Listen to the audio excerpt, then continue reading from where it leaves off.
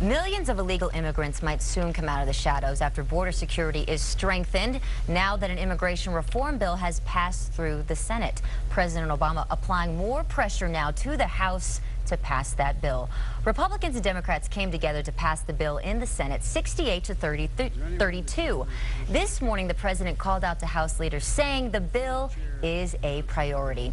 Colorado Senator Michael Bennet is a part of the Gang of Eight, which championed this bill. The bill opens a path to citizenship for undocumented immigrants already living in the U.S. and provides $46 billion to fortify the border. Senator Bennet is with us this afternoon. Thanks for being here. Thanks for letting me come by. Okay, as a nation collectively... just off the airplane. So I was going to say, yeah. Airplane air does that to you. And they don't let you rest. So immigration talk, this is not new to us. In fact, in the meeting when we were talking about you coming here, I said, why now? So in your opinion, why has the bill passed now? I think it passed because there were 8 of us, 4 Democrats and 4 Republicans, who came together. I don't even say it in a bipartisan way, in a completely nonpartisan way. We spent 7 months on this. And I think both groups of people thought that the time had finally come to pass this bill, and we saw a big bipartisan vote on the Senate floor yesterday. And I've said a lot about my Democratic colleagues, but I hold my highest praise for the Republicans that worked on this bill. John McCain and Marco Rubio and the others just did an incredible job. This seems to be working across the aisles, which voters seem to want generally, but it's passed the Senate, but getting through the House is another matter. Yeah. Long before this becomes law and gets to the president's desk, do you think it'll get through the House? Even Congressman Cory Gardner here in Colorado has said he's not going to support it because he doesn't think it's tough enough on border security. Yeah, well, it'd be hard to imagine a bill that's tougher on border security than this one, although I'd be interested to see that if the House wants to produce it. I think it's too early to tell.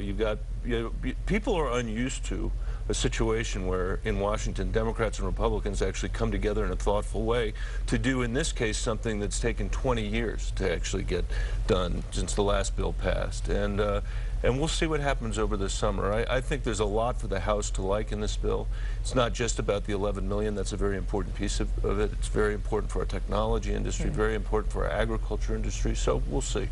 Yeah, hopefully the economy bounces back because of this. Now, we were talking right before we took the segment. Plenty of praise surrounding the bill. Both Republicans, Democrats coming together jointly. Something rare, I guess you could say.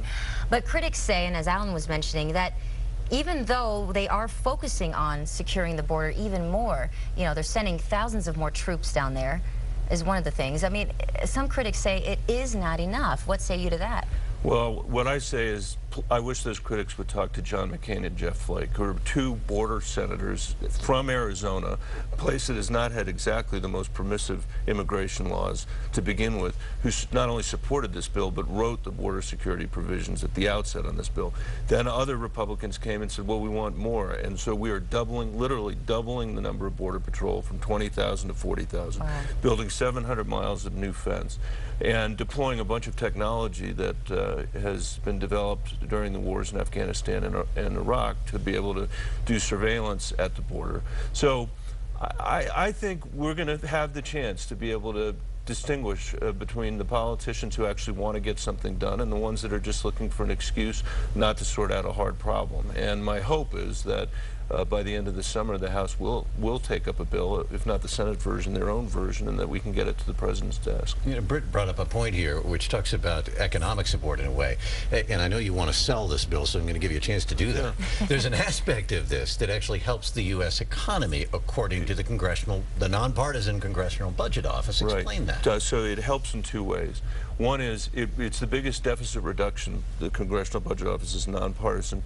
They say the biggest deficit reduction of any bill that we've ever passed. $197 billion in the first 10 years, $700 billion in the next 10 years. That's $1 trillion of deficit reduction. That's real money. And it helps because it generates economic growth. 3 additional points of gross domestic product growth in the first 10 years, 5 points in the next 10 years. And that's a lot of people that are not now paying taxes, you know, and it means that we're moving out of a shadow economy, a cash economy, and into a lawful economy governed by the rule of law, and that's going to drive our economic fortunes. Not to mention the fact that for the last 10 years or more, we've been turning away talented people from all over the world because our visa system's so broken. Now we're going to be saying to mathematicians and engineers and business people all across the globe, we want you in the United States building your business here, employing our folks. Wow, be it right or wrong, it has bipartisan support now. Pretty fascinating.